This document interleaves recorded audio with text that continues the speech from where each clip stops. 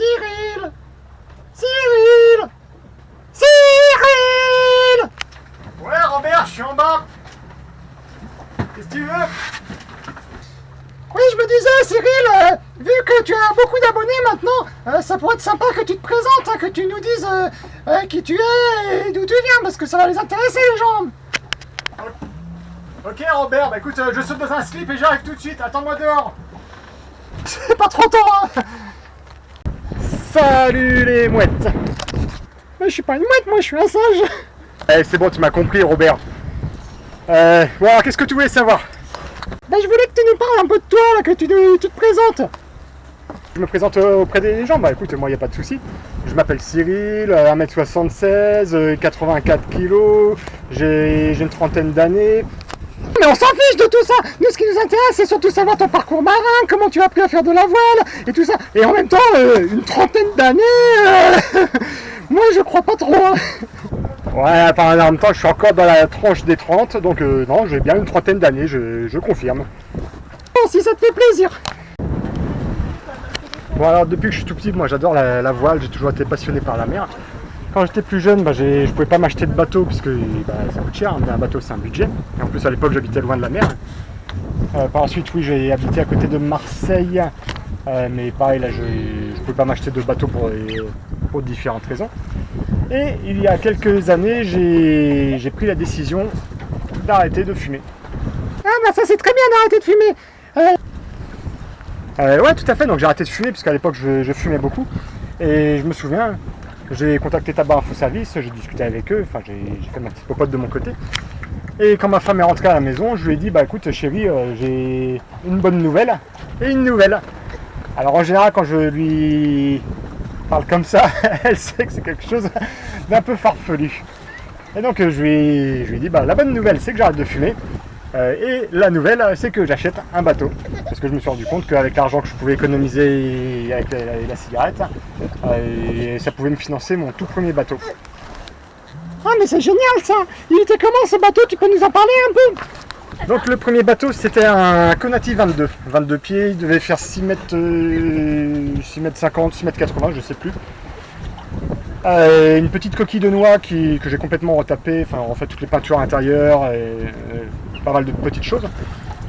Et je l'ai emmené sur un lac à côté de Troyes, c'était à 1h30 de la maison.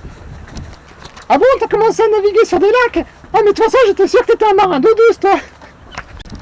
Ouais, tu sais Robert, il n'y a pas de mal à apprendre à naviguer sur un lac, hein. Au moins tu es en sécurité, tu es bien entouré. Et je me souviens quand je suis arrivé là-bas, vu que j'étais le plus jeune entre guillemets du ponton, enfin tout autour de moi il n'y avait que des retraités, et ils m'ont tous pris un petit peu sous leur aile, hein, et ils m'ont accompagné, ils m'ont donné plein de conseils, parce qu'à la base j'ai pas non plus de formation, j'ai pas fait d'école de voile ou ce genre de choses. Je me suis juste beaucoup renseigné, j'ai lu énormément de livres, beaucoup de vidéos, beaucoup de blogs, plein de choses sur internet, hein. Et donc je me suis fait ma première expérience comme ça. Donc t'as appris à naviguer avec des vieux, c'est pour ça que tu vas pas toujours très vite. Ouais, je te permets pas quand même Robert. J'avance à la vitesse à la bonne, enfin la vitesse qui me convient, et je fais en fonction du vent.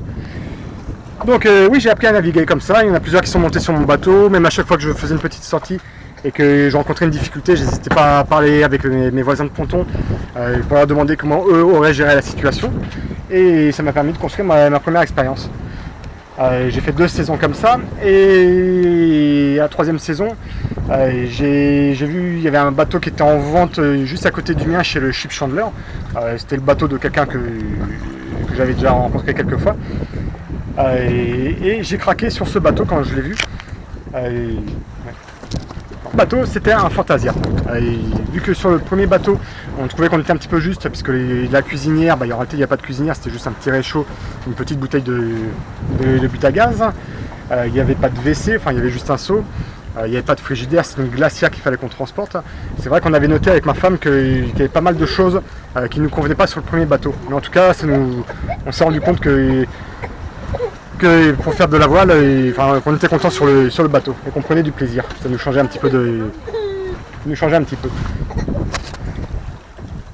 Et donc quand j'ai vu ce bateau, j'ai contacté la propriétaire qui m'a expliqué que son mari venait de décéder, qu'elle voulait vendre le bateau.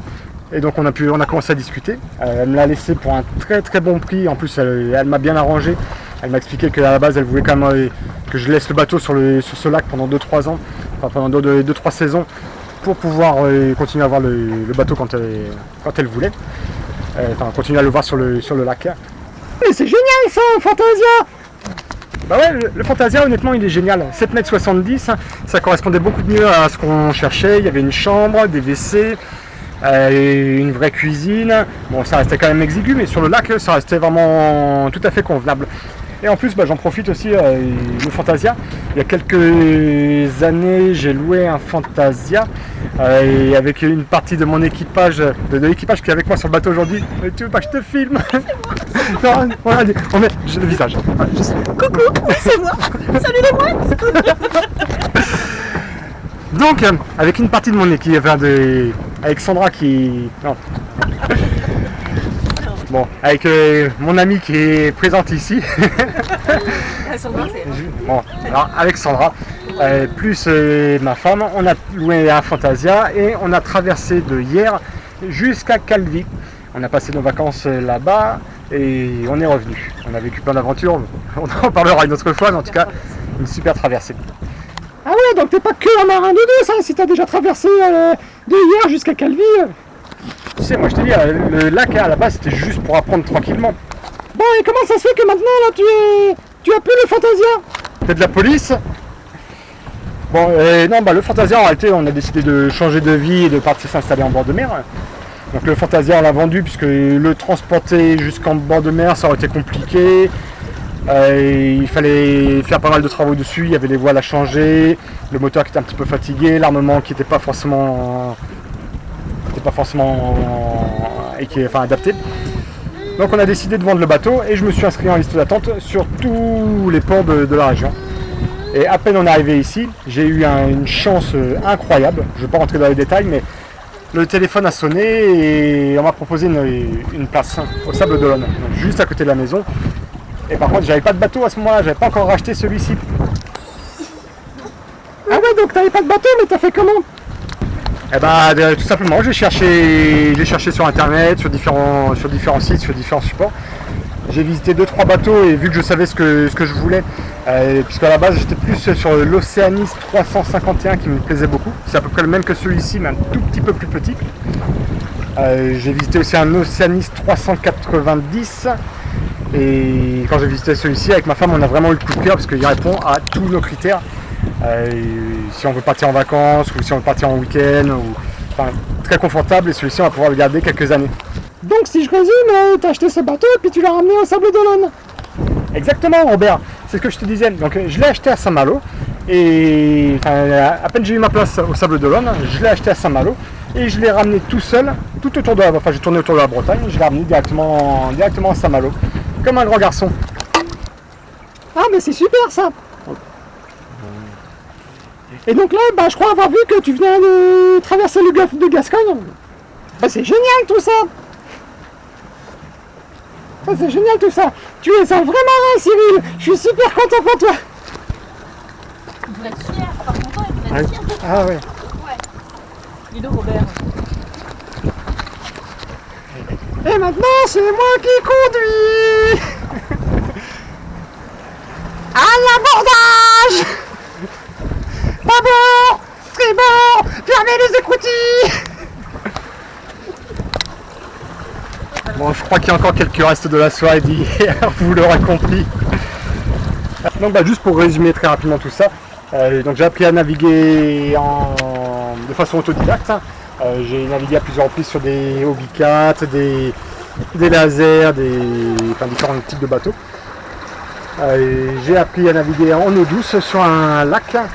Pendant plusieurs années, j'ai pu tester différentes conditions météo et différentes conditions de navigation. J'ai aussi pu louer un bateau pour faire un petit peu de navigation en mer. Et mon expérience grandit à chaque fois, à chaque sortie, j'apprends à nouveau un petit peu plus. avec le génie fierté. Quick, quick, quick, quick, quick, quick, quick, quick. Quick, quick.